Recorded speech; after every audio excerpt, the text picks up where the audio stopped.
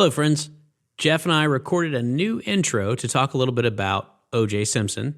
If you don't care about that, just skip to the 8.5 minute mark. All right, so we recorded the Ace Ventura episode 2 days ago. 1 day ago, O.J. Simpson died. And then today, 0 days ago, we realized that 30 years ago, O.J. drove his white Bronco down the 405 in L.A., and it was like the freaking moon landing of car chases. That shit was on all the TVs all the time. Yeah. And we figured we'd come in and do just a couple of minutes of talking about O.J.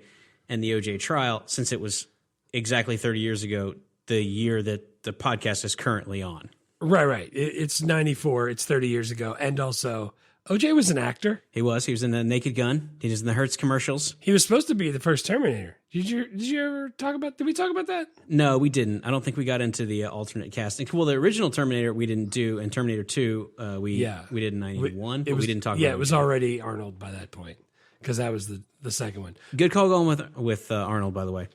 Yeah, good call on that, because I don't think O.J. is the same thing. Yeah, well, I mean, like, I don't know. I mean, we're too young to have seen O.J. play football really at any level other than like NFL films. Like he was at USC in the freaking 60s. Yeah. And then he was a professional football player in the late 60s, through the 70s, I guess. Through the 70s, yes. So I knew O.J. from Naked Gun and from the Hertz commercials. Hertz commercials, yeah, that's what I was going to say. That's the I knew who he was. I knew he was famous. Orenthal James Simpson. He's freaking this huge guy who used to play football. James Simpson. Yeah, dude, and this is like the wheelhouse of when we were listening to a lot of comedy. Right. Because, dude, I've got bits in my head from Chris Rock talking about it. Dude, there's a lot of O.J. material. Like Damon Wayans, like all those. So I think it's like 92 maybe is the Rodney King beating in L.A. And the Rodney King riots after the trial. And then 94 is the Bronco chase. And then like I think 90. Can you really call it a chase? It was like a meander. They were going like 42 miles an hour. It was a saunter. Yeah, it was more of a escort than it was a chase. Well, I mean, O.J. was famous. He was like, the cops are going to arrest me. They're not going to shoot it out. I know, but if O.J. was black, they would have pushed his car out of the the way and beat him down. Like Rodney King. If you're rich and famous, that offsets being black, at least when the cameras are rolling, I guess. But the point is that like those are the major two racial touch points of the 90s: Rodney King and O.J. Simpson. It starts with, for me anyway, starts with the Bronco. Like, that wasn't the start of the case. I was just the first time anybody I knew about it, because they were in junior high or high school. Yeah. Well, what about they're both that's both in L.A., right? So like maybe LAPD was like, hey, maybe we shouldn't run O.J. off the road here in this. Yeah, that didn't look Bronco. great. That didn't look great for us last time that was on camera. I don't know. Right. Well, the reason I want to talk about it is because we're talking about movies of 1994, and like one of the biggest things that happened in 1994 was this O.J. Bronco chase, and then the O.J. trial. And I was too young to care really about it. Right. Yeah. But I remember hearing about it all the time. I'm not saying like at recess, me and my buddies were like breaking down, did frickin' Judge Ito do a good job? Because we didn't care. But like all the adults that I knew were always talking about it. I remember my uncle was a lawyer. I mean, he passed away, but at the time he was alive and was a lawyer and had argued in front of the Supreme Court like on multiple occasions. And when the O.J. verdict came down, he was so mad. Yeah. And I was like, I'm like, and he was trying to explain to me all the things that everyone had messed up and why we should all be upset about this miscarriage of justice. And I just was like 17 or 16. I was like, I just didn't care. Yeah. But it was clear to me that everyone, all the grown-ups cared a lot about the O.J. trial. Yeah, everybody was picking a side. Like everybody. Yeah. But dude, come on. Like, you take some leather gloves, soak them in some blood, let them sit around for like a month, and then put on rubber gloves, and then try to fit your hand in there. Of course it's not going to fit. Did you? So I didn't watch. I've not watched any of the O.J. documentaries. I've not read any of the books about the trial. I didn't watch any of the actual trial, and I can picture in my head when O.J. was trying to put the glove on. Right. No, I can't. Like that's I how remember important watching that was. it though. Yeah, like, I didn't do you even know watch who Kato Kalin is? Yeah, the freaking guy that was sleeping on what's his name's pool house. Yeah, so that's what I'm saying. Like, it's weird that you never watched any of that. None of it. But and you know those people's names. That's how. It was so important. It was so huge. Yeah, like all the players in this, like freaking Marcia Clark and the Kardashians and the freaking. That's half Miss Marsha Case right out the window. How am I dropping? You know what? How the hell am I dropping? Throw it over the wall. Every comedian that we like just freaking doing OJ jokes. Oh, man. Like I can still quote all of it. And I know. and it means nothing. Nobody, you can't fit that in any conversations anymore. OJ just died, and I was trying to find a way. Trying to bring some of the material to in. squeeze it in, and I couldn't do it. White people too mad, black people too happy. Every day I check the mailbox for my OJ prize. Nothing. Yeah, dude, not even getting into like whether or not he's did it, because he for sure did. But like, just not even about that. Just the fact that this was one of the most important things that happened in all of the 90s. NBA Finals is on. Knicks Rockets. The Broncos starts being, I'm going to say, chased. Yes. And they put the finals in the bottom corner. Yeah, dude. The picture-in-picture. Yeah, we were watching the finals at that time. Like, I didn't care who won. I mean, I probably still wouldn't care. But I'm saying, like, I can remember it being smaller and going, what the heck is all this about? Hakeem Olajuwon is on his way to get his only ring because Jordan's playing baseball, and it's he's in the tiny box, and it's corner of the screen, while OJ meanders down the 405 with like 35 police people in pursuit. See, and I thought it was, in my mind's eye, I pictured it was Marcus Allen in the car with him, but it wasn't. It was somebody else, Al Collings? I can't remember. His last name was. I forgot to look it up. But hand to God, that's the first time I ever knew there was somebody else in the car with him. Yeah, OJ wasn't driving. He was in the back seat with a gun to his head. Yeah, he was so distraught about how his wife died, and that somebody, not going to name any names, let's just pick a name out of a hat. Let's call him Orenthal S. No, wait, that's too easy on the nose. How about O.J. Simpson? Yeah. And he was so distraught about it that he was thinking about killing himself. So he drove down the interstate with Al Cowlings. I think his name is Al, like 47 miles an hour until he got to his house, and then they arrested him. Yeah. Dude, Johnny Cochran, Mark Furman, Lance Ito, Kato Kalin, Robert There's Kardashian. no Kardashians if this, I mean, I'm not saying. There's no Kardashians. I mean, they exist, but we don't know who they are. 3 or 4 of the Kardashians are billionaires now. There's no chance that they're anywhere near this level of famous if it's not for the OJ trial. OJ killing these poor people is allegedly. the reason we have Allegedly. Supposedly. That's the reason we have the Kardashians. That makes me angry. I'm not saying it's worse than the killings, but it's not worse. If you weren't alive, then you're too little. It's impossible to overstate how big a deal this was for like dude, it's huge. A couple years. I was trying to think too, like on my ride home, stuck in this stupid traffic, I was like, this is like freaking LAPD chasing. I was trying to think of somebody like Peyton Manning in a Buick Enclave, or like Shaq or somebody. You know what I'm saying? Like somebody that's like universally liked. Everybody was pulling for OJ, and then everybody was kind of not pulling for OJ, and then everybody started splitting. All right, man. I don't know if this was worthwhile, time well spent, or if I'm going to post to the internet and just go into Ace Ventura. But regardless. No. Yeah, I liked it. Now we got some Ace Ventura coming at you. And I'll give the timestamp for Ace Ventura, but probably around 8 minutes from now, you're going to want to jump ahead if you don't care about this. I should put that at the beginning. I'll go back and put that at the beginning. That's what I'll do. I'll put a new intro in front of the new intro, and then I'll tell you timestamp. Okay, done and done. Here we go. Leave all of this in. Welcome to Movie Life Crisis. Join us as we watch the best movies from 30 years ago. I'm looking for Ray Finkel and a clean pair of shorts. A is for action. C is for crime fighter. E is for excitement. Yes! Now there's a new way to spell hero. Don't kill me. Jim Carrey is Ace Ventura, Pet Detective. Rated PG-13. There was a kid in like, oh gosh, high school. Who was that? He would always do that. Laugh. Oh man, and I hated it. Dude, there was so much stuff that he was doing in this movie that I was like, God, so many people did that for so long. So many people did the Lahu Zahur. Yeah. I like the Lahu Zahur. And the Alllllrighty then. That's the thing. Cece didn't watch this whole thing with me because I couldn't remember how bad it was. Right. And like, right in the beginning when he saves the dog and the lady asked if I could take your pants off. I was like, people are real friendly around here. yeah.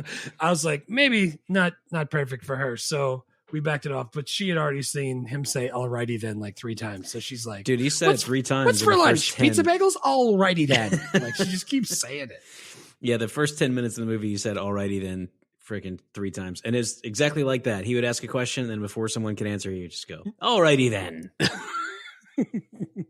Also, the very beginning, you know how it's like he's doing the UPS guy with the glass in the box. Yes. You know, Cece's like, she's first grade, so she can read, but like now she's like reading everything. So she's like, it's glass. Does he not see that it's glass? He's breaking all the stuff. I was like, oh man, you don't know what kind of movie this is, do you? Dude, and then the guy is like, he's like, it sounds like it's broken. He's like, most probably. I bet it was nice though. And I wrote down in my notes because that didn't make my scenes, but I was like, now that we have cameras everywhere, we know that's actually how delivery drivers treat our packages. Yeah. When the guy gets like 4 cement blocks away down your walkway and he just tosses the box like a frisbee. Dude, I see shit from people's Ring cameras on the internet, on Reddit, once a week of a delivery driver freaking discus throwing someone's laptop from the truck all the way to the porch. I like when they take the picture too and then pick it up and walk off with it. I've seen that one. What? That's a classic. Oh man. All right, Movie Life Crisis, season 4, episode 8. As we continue Jim Carrey month, Ace Ventura, Pet Detective month. Dude, it's wild. The fact that this dude had this movie and another movie and The Mask already in this month and this Dumb and Dumber is crazy. Ace Ventura and The Mask all in the same year, and then in '95 he does I think Ace Ventura, When Nature Calls, and then the Batman movie that he's in. Oh yeah, the Joel Schumacher Batman movie. Yeah. And after those 5 movies, which are all, I mean, they're not all great, but they're all commercially successful. Then he's like, all right, now I get $20 million. Every time we do a movie, we get $20 million. Anytime I do anything. Yeah. Anytime and then the next thing he did was Cable Guy, which everyone hated, even though I kind of liked. What? I liked Cable Guy. Well, it didn't make that much money because it was weird. It was like a weird black comedy, and everyone thought it was going to be like broad Ace Ventura comedy. Alrighty then. But it's not. It's super creepy. Then like after that was Liar Liar, right? Liar Liar was after Cable Guy. God. Yeah. Liar Liar might be my favorite Jim Carrey movie. I think Truman Show is up there. I was going to say Truman Show and Eternal Sunshine, dude, was my jam. Well, a lot of the ones where he's serious, I do like later on. But as far as like just Jim Carrey, like comedies, like in the freaking wheelhouse, Truman Show and Liar Liar. I think because he dials it down, like he still is so, Flanderization. Have you heard that term? It's like when characters over the course of long running shows, the characters get their character traits become more and more simplified, and they become basically caricatures of themselves. From Ned Flanders, from Ned Flanders. Yeah. He just ends up being like by like season 18, he's just freaking a left-handed religious weirdo. He's a caricature. Like Jim Carrey started there. He started as the caricature, and then he reverse Flanderized himself as he went through his career. He started dialing it back down. Because by Liar Liar, he's not overacting nearly as much. But in this one, and dude, we just did The Mask. Oh my God. He's manic as shit. He's crazy all over the place. The Fever Dream was definitely the right answer for that. He's like acting in a scene when it's just him and Courtney Cox sitting at a desk and he's making the craziest facial expressions. And I'm like, how does anyone talk to this guy? How does anybody, first of all, there's times where I'm surprised people didn't break. Like we'll talk about it when we get in there, but good Lord, like some of the stuff, he is just way over the top. He's so far over the top. Shout out to our new Patreon, Mike, who is on a free 7-day trial. He might just be taking a peek in. They might leave again. But still, for these 7 days, welcome, Mike. Enjoy the free content. Feel free to hang around. What's up, Mike? We got Bull Durham be our next Patreon movie coming out. And I'm excited. I freaking love Bull Durham. Oh, man. So I don't know if it's because we've been talking about how we're about to do it or because baseball season started again, but a lot of references have been coming up. Yeah. We were watching LSU softball. And they stopped and went to the mound. And Cat's like, candlesticks? Yeah, candlesticks. Candlesticks making life. We need it. We need to like make a nice gift. Oh man, need a live chicken. It was live chicken. It's live chicken. Yeah, it's live. Chicken. All right, everybody, let's get to. God, I can't wait. That's such a good movie. It's freaking great. Yeah, man. And this one, obviously, it's Jim Carrey month, and he did 3 movies in '94. They were all huge hits. This is one of those 3, so we'll knock it out. Yeah. When's the last time you saw this? I was going to say, I don't know the last time I saw this. My wife doesn't like Jim Carrey, so I'm for sure have not rewatched it since I've met her in the last 8 years. I don't know that Kat doesn't like Jim Carrey, but she sure doesn't like these kind of movies by him. Right. And I know it's been longer than that for me. It's probably been 15 years. I mean, I owned it on. Yeah, I was going to say last time for me was a good 20 years, 15, 20 years. Yeah, I remembered it. I saw it a million times in high school. So, oh yeah, I knew it was coming next on each part. Yeah, like I remembered it. So many little things, like, dude, him freaking power sliding his hoopty every time he does. Like, oh yeah, I remember that. Every time he goes anywhere, he just just wheels it into place and then says, "Like a glove, like a glove." Yeah, dude. Every time I parallel park, I say it out loud. Every time. All right, give us a synopsis. Ace Ventura, an eccentric pet detective, is hired to find a missing mascot of the Miami Dolphins, a dolphin named Snowflake. The investigation leads him to uncover a revenge plot by a disgraced former Dolphins kicker, Ray Finkel. The climax sees Ventura saving both Snowflake and the quarterback, Dan Marino, from Finkel, culminating in a comedic showdown at the Super Bowl. Man, just the premise. Who writes that on a piece of paper, brings it in, and says, "I want to make this movie." I want to know. I tried to look it up and I couldn't find the story. The people who are involved are all alive. If I had more time or was more famous, I probably could have gotten that answer. But like, that's what I want to know. Who had the idea under the influence of what substances to go like, it'd be a great movie, a pet detective that saves the he's dolphin. Like 007, but he dresses like a weirdo and he's a pet detective. But he dresses like Weird Al and he saves the Miami Dolphin. Yeah, and he saves Dan Marino from a kidnapping attempt. Like, dude, there's sometimes I think people think I'm joking, but there's some movies that if you just tell me the premise, like, dude, one of my favorite examples of all time is like Legally Blonde. I'm like, that is a brilliant idea for a movie, and it's an incredible title. Freaking Sister Act 2, Back in the Habit. Yeah. Like, sometimes you just go like, that's an idea for a movie that's so good. I'm so jealous. I want to know how that happened. How's it come to fruition? Look, Ace Ventura, like when I told Cece, I was like, yeah, it's called Ace Ventura Pet Detective. She's like, what's Pet Detective? I was like, well, what's a detective do? And she's like, solves crimes. It's like, well, this guy solves crimes for pets. And she was like, oh, okay, turn it on. Like I could tell it's such a freaking weird thing. And it wasn't written for Jim Carrey. The Morgan Creek had optioned the script and it was just sitting around. And then Tom Shadyac, who was the director, rewrote it. And once Jim Carrey got involved, he also rewrote it. But I mean, it's again, like, enough people touch this that I'm surprised that it's not terrible, but it weirdly ended up being, to me anyway, actually awesome. Yeah. That's what I was going to say. As many people as they had to like rewrite stuff and things like that, I thought for sure that's when movies go downhill. But yeah, this worked out. $15 million budget, $107 million gross. So it's top 20 on the year, 6x its budget, which is amazing for, especially with Jim Carrey, he's unknown at this point. I mean, He was on In Living Color, but that's unknown. Right. Yeah. That's basically that's unknown. One player on the like third most popular sketch comedy show on cable. Right.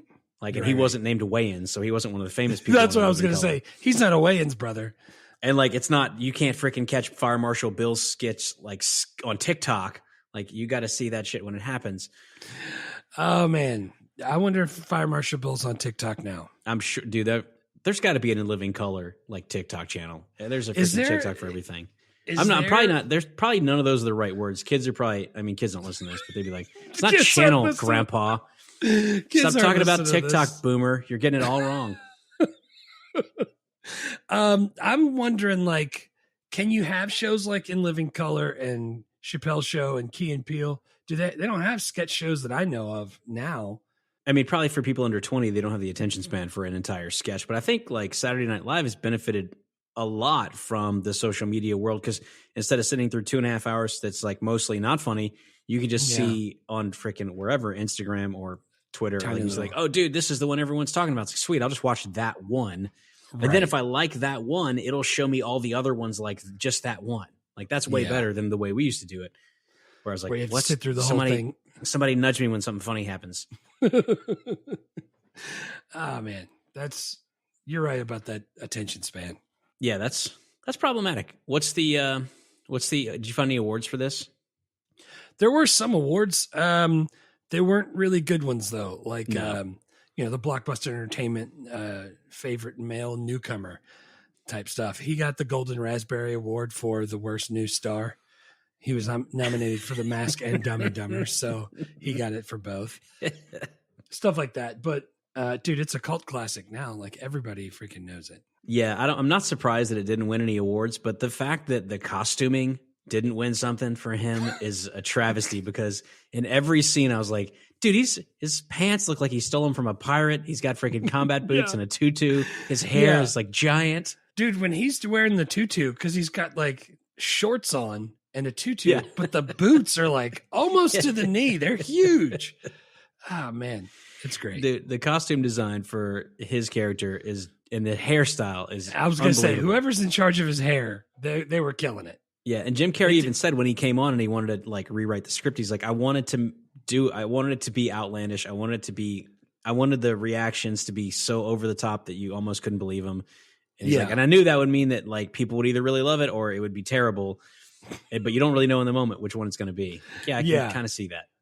I like, though, for reals, he sticks his head out of the window because, the window's busted. The windshield's busted. He's driving with his head out of the window, and the hair's not moving. It's not at all. It's like wiggling a little, but that's it. It's just stuck. That's great. Like 30 Rock. Hair movement is a sign of weakness. Sequels, actually a surprising number of sequels. I was going to say, I saw the When Nature Calls, the only sequel Jim Carrey's ever done. And then the animated series for Ace Ventura. What was there something else other than that?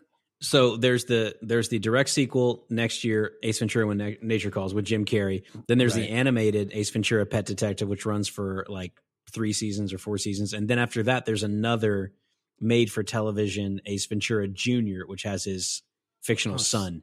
I didn't even see that one. Which is 2009. I don't know. Geez, that was more recent than I thought. Yeah, dude, look at the picture for Ace Ventura Jr. and it's a like freaking 10-year-old kid who's dressed just like Ace Ventura with the same hairstyle. Of course it is. Let's see. Oh my gosh, he's chubbier than I thought he was going to be. Wait, you better hope your kids don't find out about that. I reckon. No, they're good. I feel like I recognize that kid. I've seen him on something else. Maybe he's got the hair. Yeah, I don't know if that's his hair or not, but that's a couple more payments. He's putting it down with that outfit, though. Good Lord. He really is. Do you remember when and where you first saw this? No, I do remember that this was one of the movies that I didn't see in the theater, and everybody was like doing the alllrighty then. Yeah. And I wanted to see what the fuss was about. For some reason, the part that was ingrained in my head the most, when he's he thinks he found the dolphin and he's got the fish. He's like, here, Snowflake. And then the shark pops up and it's like they zoom in on just his face and his mouth's gone all crazy when he's screaming. Yeah. That is what's burned into my brain from this movie. And I can remember that part being on the TVs above Blockbuster. You know how like they're playing random trailers all throughout Blockbuster. I can remember that being on and going, oh, that's the movie. And looking at the bottom of the screen and seeing Ace Ventura Pet Detective and going like, that's what I need to go get. I don't think I saw this in theaters. It seems like I would have, but I don't have any recollection of it. So I'm just assuming that means that I rented it.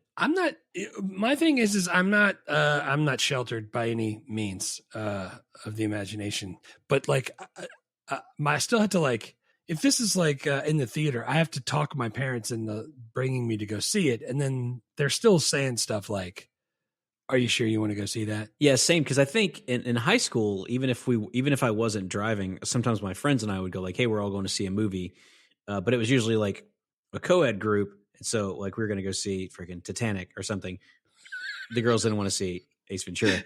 So, but like my dad wasn't going to go see this with me because it looked idiotic to a grown up. And I wasn't driving and I wasn't going to go by myself. And I don't think my friends, I don't think we went to see like movies as a group in the theaters at this point in time. I just can almost promise that my mom was like, I don't think you need to see that in the movies. That's all right. Well, all right. Where do you rate it? I don't know if I'm comparing it to The Mask, which we all know neither of us really liked. Not that we didn't like it, because I liked it. Weird. It was just weird. Yeah, it was weird. This is goofy in a completely different way because it's physical comedy, but it's not like slapstick physical comedy. I thought the plot like made sense. Again, comparing it to The Mask a little in my head, but like I thought the plot made sense and it was cool. And I laughed out loud like 4 times. So, and that's good for me because I know that doesn't sound like a lot, but like normally I just breathe heavy out of my nose. Like for The Mask, I laughed out loud 0 times. Yeah. I gave it 8.5. I really liked it. Like I'll definitely watch it again. Yeah. Like, dude, it's just such a, it's a weirdly brilliant concept for a comedy.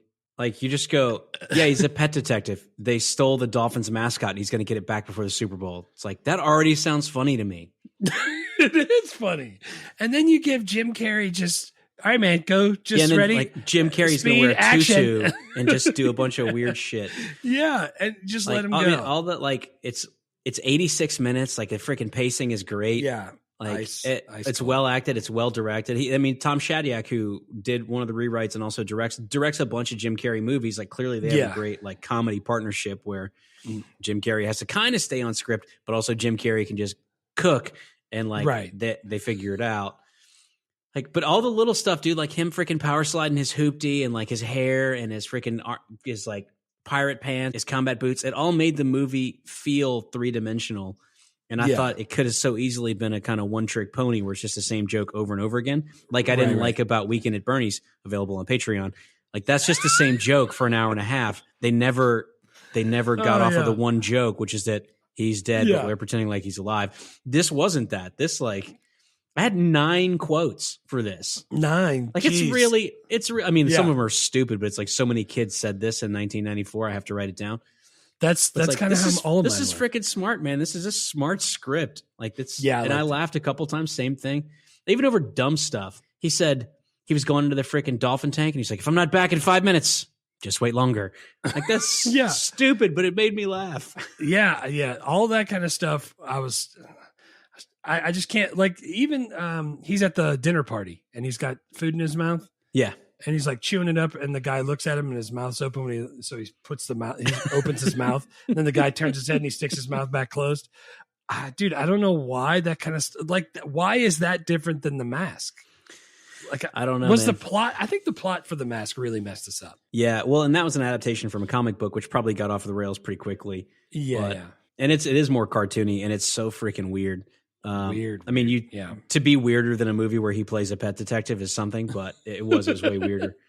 But as much as I don't like when we agree, I got it 8.5 out of 10 too.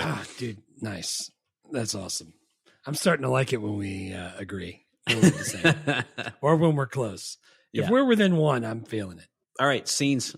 My first scene is the one you were just talking about, where there's at the billionaire dinner party. Yeah, and, he.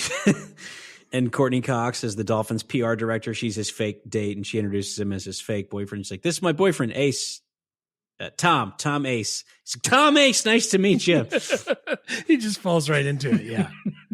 And dude, he's freaking doing the Mission Impossible music where he's like, I just remember that when I was a kid.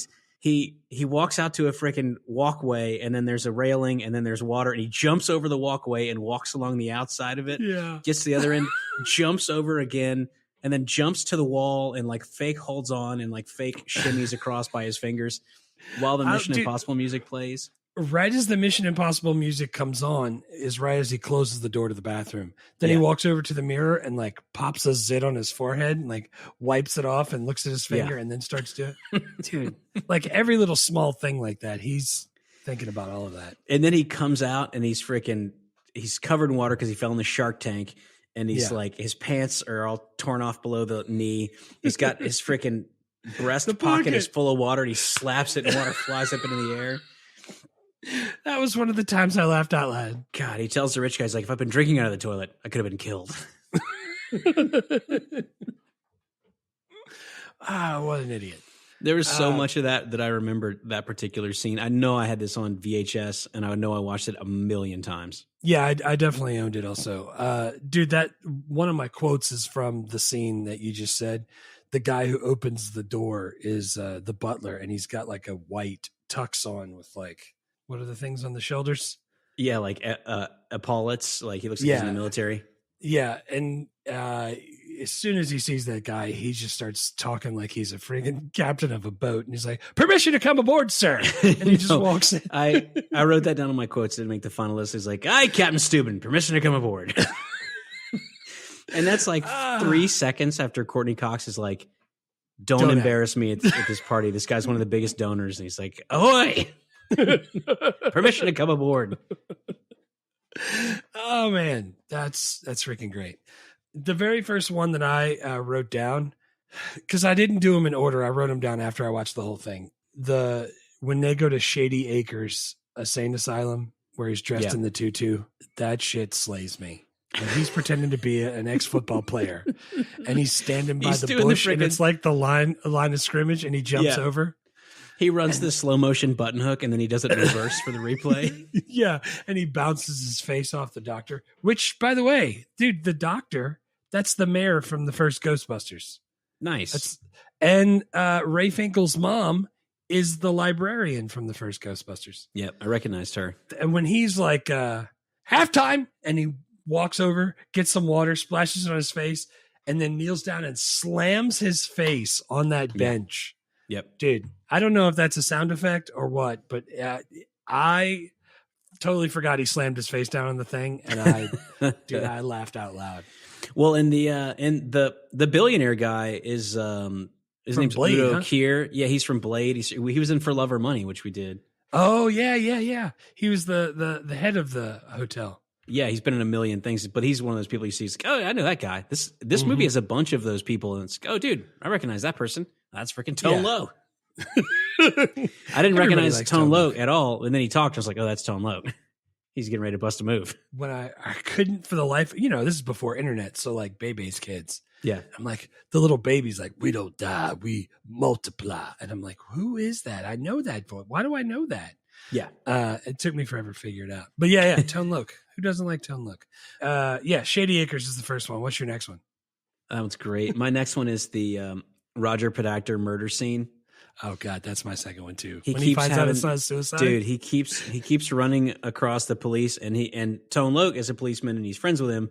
I'd like to ask you a few questions. But all the other policemen are making fun of him, and he keeps making fun of them right back. And the freaking Dolphins personnel guy they think he committed suicide, and they're right. All the police are at the crime scene, and he comes in, and he's friggin' solves the crime, but he's like standing at the door, and he's going, he's opening the door. That's my favorite part of the whole thing.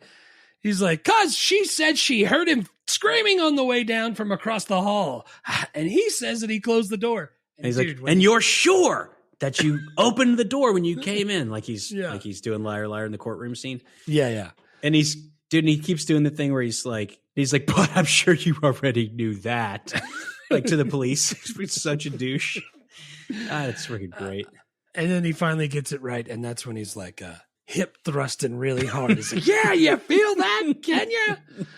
Oh God. The sliding door. Yeah. I can remember in more than one occasion Biggin doing that next to a sliding door. Even though we could still hear him outside, he would lower his voice on purpose. It was great. It was great. Oh man, God! Every time he showed up, the cops, it always cracked me up, and I was when the guy stepped on the roach, and then he. Yeah, I had that in my quotes. Yeah, somewhere in there, in the top 9. That's what's great. What's your third scene? If that's your second. I also mark this. Let's preface this by saying I also marked this down in my political incorrectness.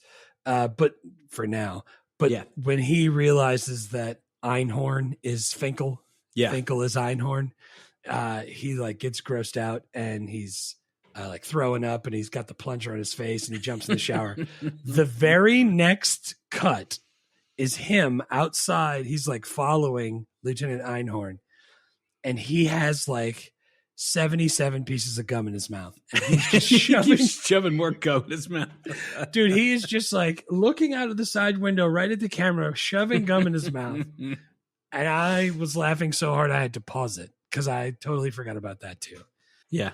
That was fantastic. The amount of gum that he put in his mouth trying to get that out of his mouth was great. Dude, and Jim Carrey even said, like, his quote was, I wanted to keep the action unreal and over the top. When it came time to do my reaction to kissing a man, I wanted it to be the biggest, most obnoxious, homophobic reaction ever recorded. It's so ridiculous that it can't be taken seriously, even though it guarantees that somebody's going to be offended. Yeah. Like he intentionally was like, what's the most homophobic reaction that someone could ever commit to film to having accidentally kissed a gay person or kissed a man? Yeah, he did it up. He freaking threw up and then suctioned his face with a with a plunger. with a plunger, and then jumped in the shower, and then 77 pieces of gum. Dude, my third scene is the final big scene where he rescues Dan Marino. They freaking they dolphin nap whatever is freaking snowflake. I kept thinking Skipper. Snowflake's a stupid name for a dolphin. Snowflake's a terrible name for a dolphin. Well, no one's missing a porpoise. Yeah, because they taught the dolphin how to kick field goals, and Ray Finkel laces out. Is like, this will not stand, and he wears his AFC championship ring to kidnap the dolphin himself. And then they kidnap Dan Marino from an isotoner glove shoot. Shout out, sponsored.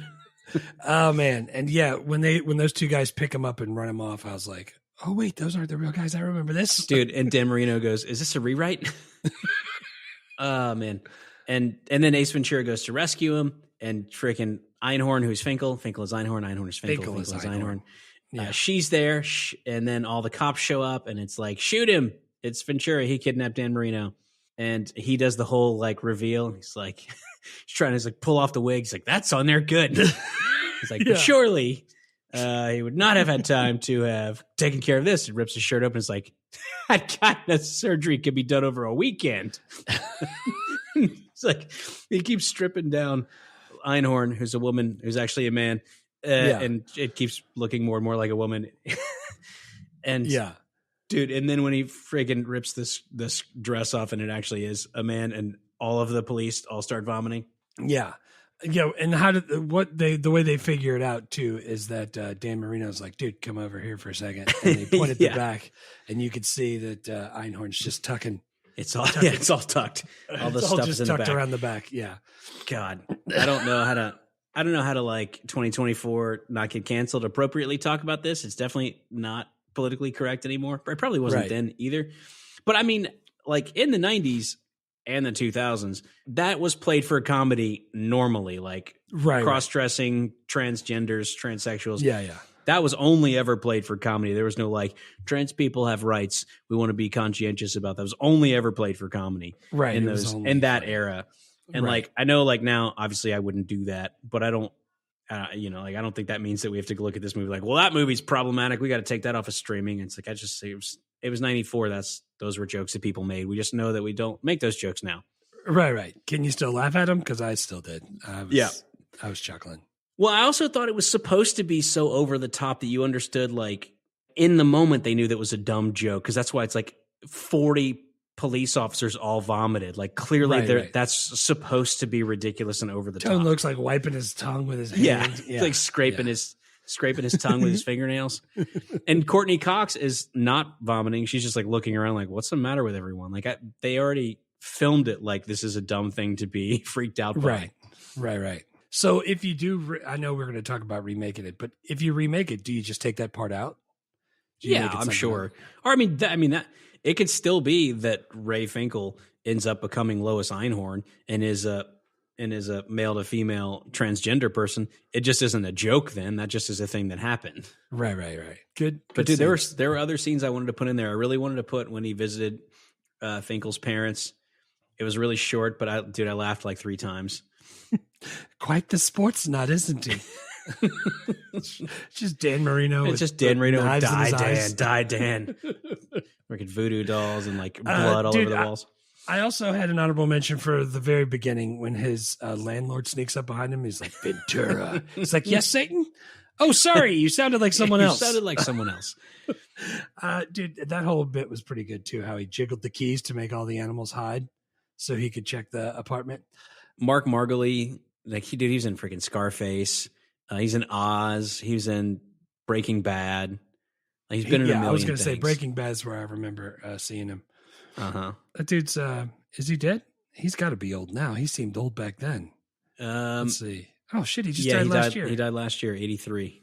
That's a good which run. Which means in this movie he was like 53, which just seems like not that much older than we are now, but he looked way older.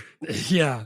I mean, this isn't a video podcast, so I'm sure there would be people writing in to disagree, but yeah, he doesn't look like he's only 8 years older than me.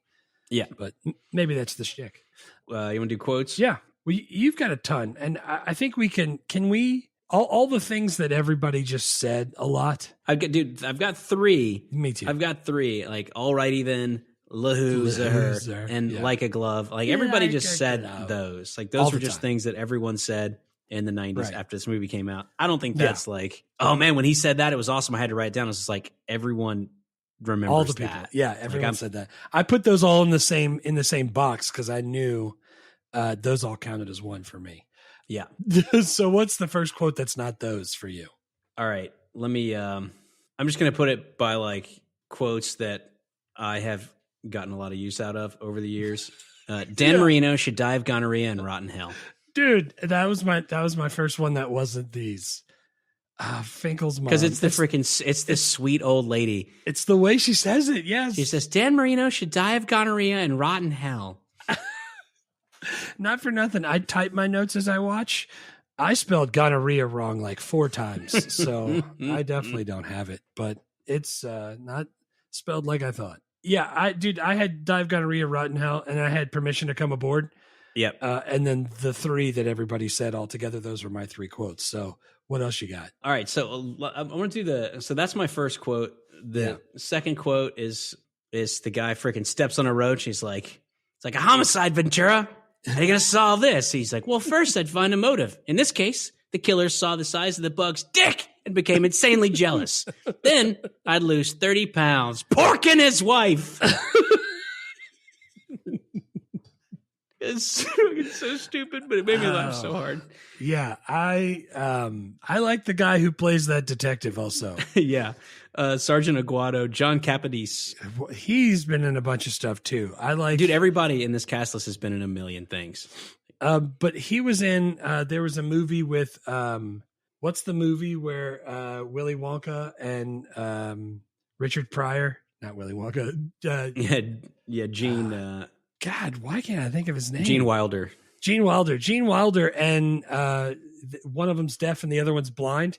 Yeah, see no evil, hear no evil. Yeah, he's in that, and there's a very small part, and that's literally what I remembered him from. He's in that. Or I think he's in that. Yeah, he's in Speed. He's the freaking bus driver. Oh, he is the bus driver, the one that blows up in the beginning. He's in Independence Day. He's in Low Down Dirty Shame. Like he's in like freaking Friends and Seinfeld and a bunch of stuff. Oh, Enemy man. of State. But yeah, he's in a bunch of stuff. I can't wait to do Speed. What year is that again? That's this year, isn't it? That's this year, dude. It's like in a couple months. I can't wait. I know, I love that movie. Let's do it now. Yeah. So I had that speech. It just freaking cracked me up. Yeah, and it's honestly, great. man, it's like 90% Jim Carrey's delivery. He just killed me. 30 pounds. That's a good one. What else you got? I said this already. It made me laugh. It didn't make my final list, but I was like, if I'm not back in 5 minutes, just wait longer. Dude, I just realized I put one at the bottom for in my bonus.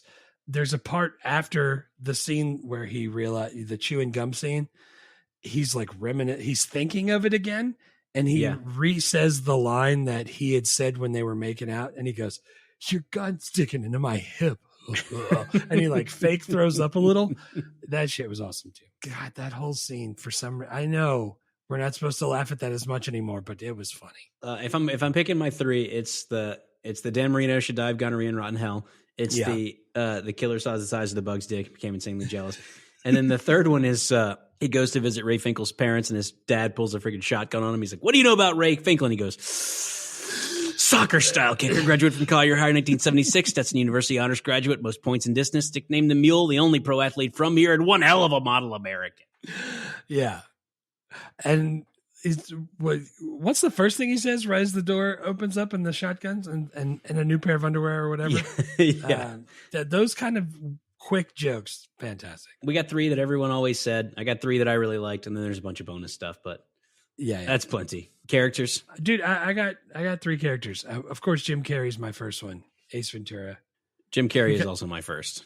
Yeah, we talked about him in The Mask, but dude has a fantastic year. Knocks it out of the park. He's awesome, man. This is such a good part for him. He's 32 when this movie gets made. He's coming off of In Living Color, where he's a sketch player. And he, launches to be one of the biggest comedy stars, really, of our lives. He really does. He kills it. Who's your second? Who's your next character? My second one was Melissa Robinson, played by Courtney Cox. She was the publicist.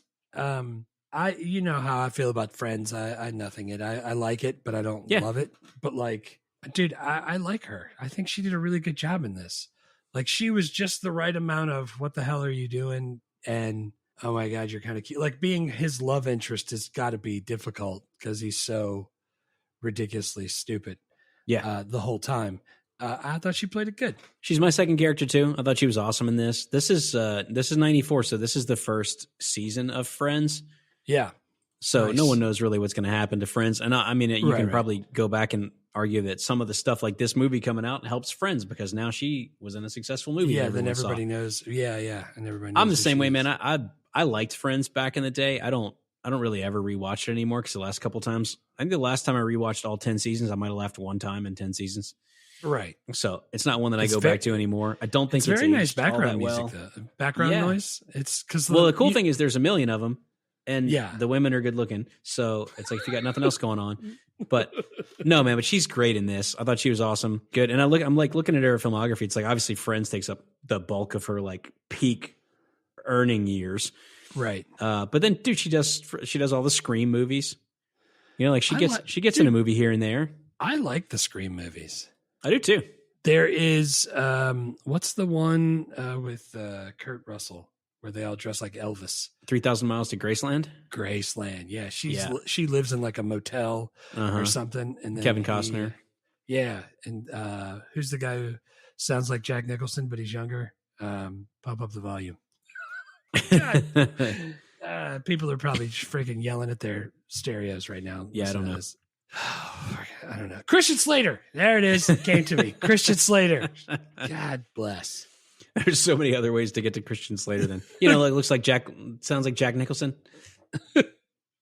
Yeah. So Christian Slater, who was in that movie too, and I really liked it. She was great in that. Yeah. Because that was like peak Friends time. That was good stuff. Dude, that's 2001. We might get to that. Maybe. I got nothing else to do. If we're having fun and you're alive, we definitely will keep going. I'll start exercising. You're going to make it to 50. I think we're going to be okay there. Who's your third character?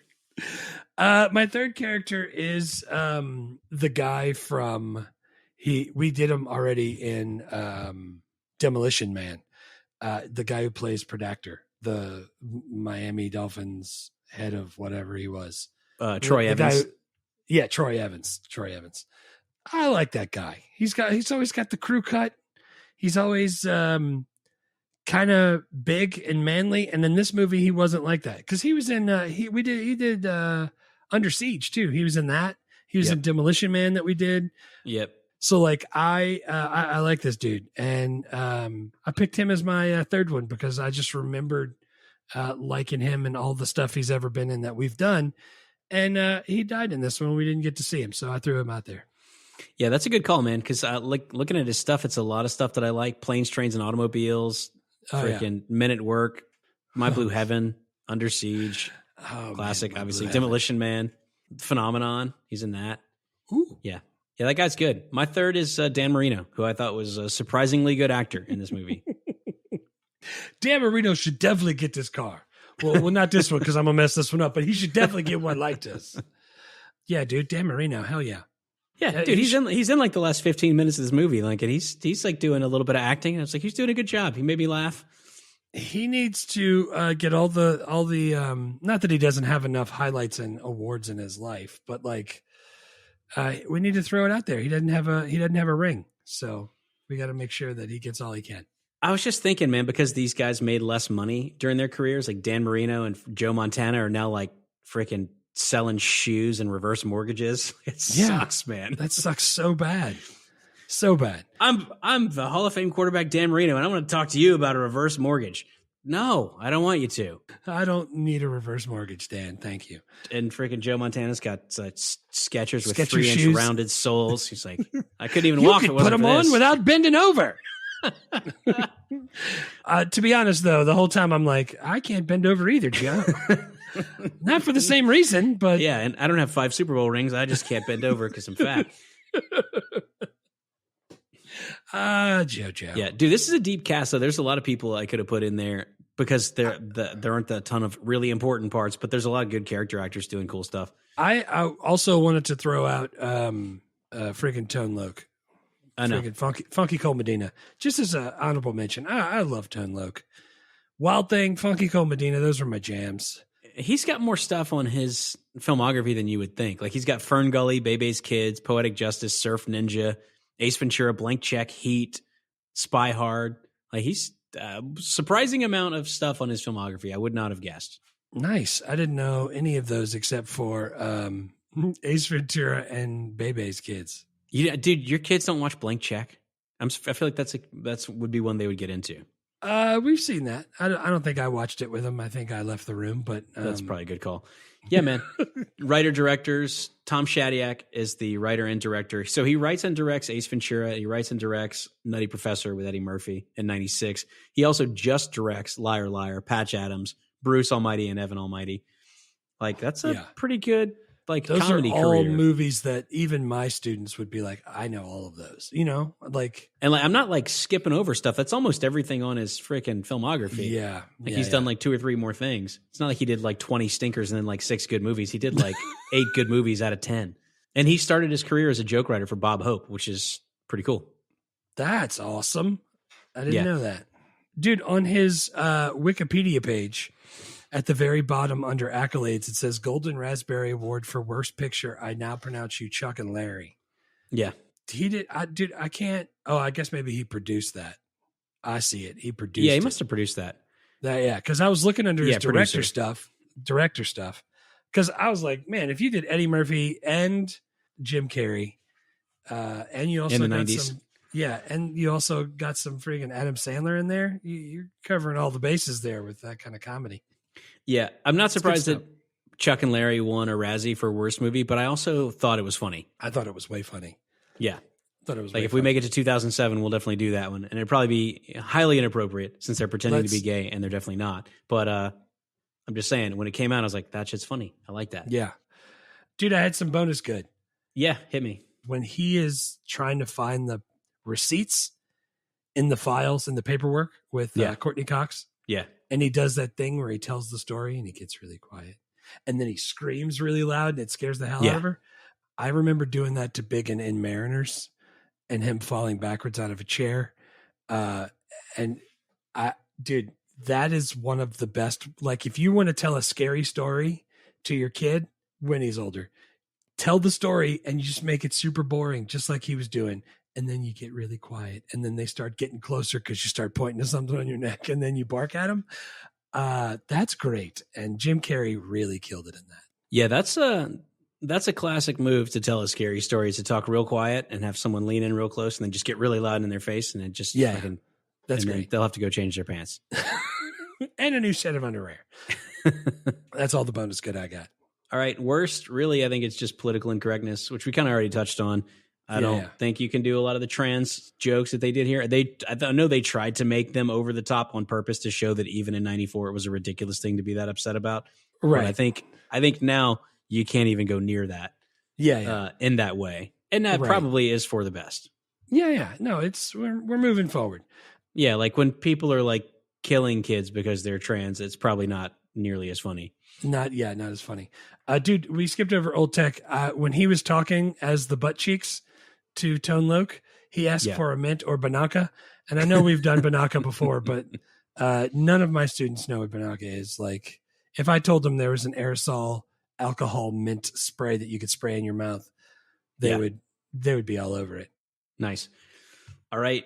5 questions. Number 1, is it okay for kids? Dude, I stopped it before CC. Like, I paused it and told CC, let's do something else, and went back to it. So I think Jake would be okay with it. So I'll say 11 or more. Yeah. Yeah, I mean, there's not really any violence or any bad words or any sexual content until you get to the like end of the like the transphobic parts at the very end. Right. But there's the part where like him and Courtney Cox go back to his apartment.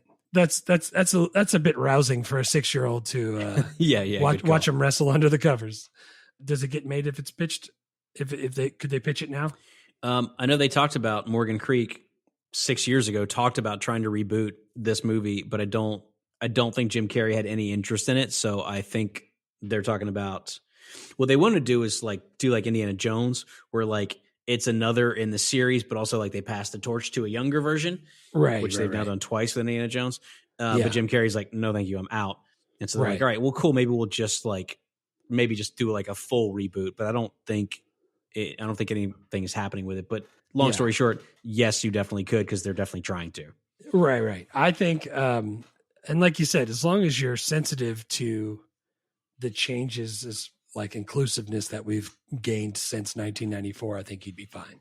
Yeah, dude, it's easy to make this movie and not make trans jokes. Like that's not a key part of the movie. That's such an easy thing to fix. It's not. Movie or TV show, it's been both, but they're definitely going to do a movie when they redo it because that's the one that did really well.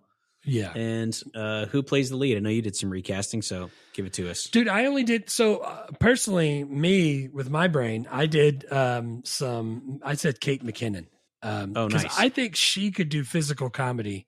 Yeah, she definitely can. I don't think she can make the faces, but she's definitely like no, she's not the rubber face. But dude, she can, as long as you can be really over the top and wild, I think that'd be awesome. Yeah, that's what I'm saying. She's got that. Can you still watch and enjoy this movie in 2024? Yeah, dude, absolutely. It's really funny. Yeah, I'm gonna. Jake didn't watch it with me, and see, like Cece started with me, so I'm gonna make Jake watch it and watch it through his eyes. I feel like he's going to enjoy that. Yeah, dude, he's freaking almost 12. He's going to love it. Yeah. That's like right in his wheelhouse. Where do you find it? I couldn't find it for anywhere on streaming. I rented it on Google for $3.99, but I had to pay money for it. I didn't see it streaming anywhere. Yeah. So I, apparently somebody went through YouTube TV and recorded it for me. So like it was on TBS. I just had to fast forward through the commercials because it was recorded on my DVR. Huh. That's, I should have done that because I have YouTube TV, but when I searched, it did not come up. For the first season of this show, of our podcast, I did that. I was like, just in case I don't have it, I'm going to see if it's coming on.